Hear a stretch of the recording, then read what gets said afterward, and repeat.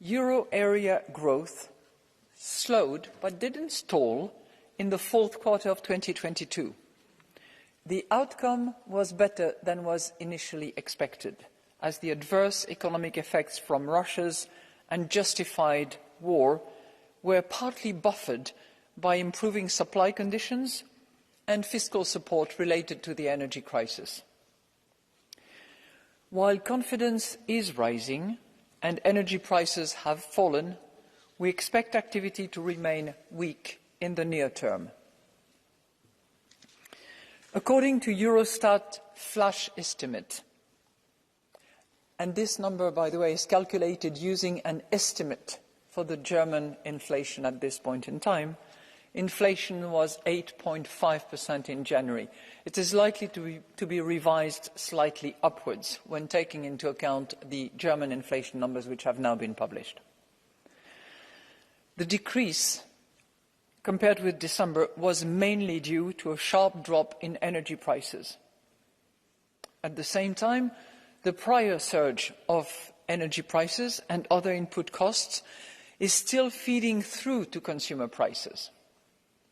Overall, price pressures remain strong and underlying inflation is still high. If, for instance, you exclude energy and food, inflation remains at 5.2% in January, the same as in December.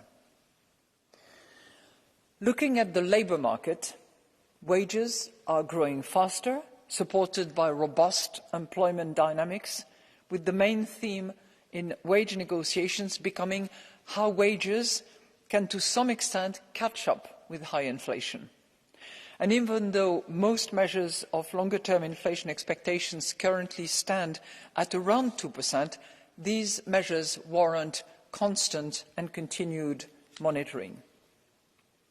The risk to the growth outlook are now balanced, or rather more balanced than they were in December. Russia's war against Ukraine and its people continues to be a significant downside risk. But a faster resolution of the energy shock would support growth. The risks to the inflation outlook have also become more balanced, especially in the near term. So, against this economic backdrop that I have summarised very briefly for you, what is our monetary policy? Well, at our latest meeting on February the 2nd, a few days ago, we decided to raise the key ECB interest rates by 50 basis points, and we expect to raise them further. So, in view of the underlying inflation pressures, we intend to raise interest rates by another 50 basis points at our next meeting in March.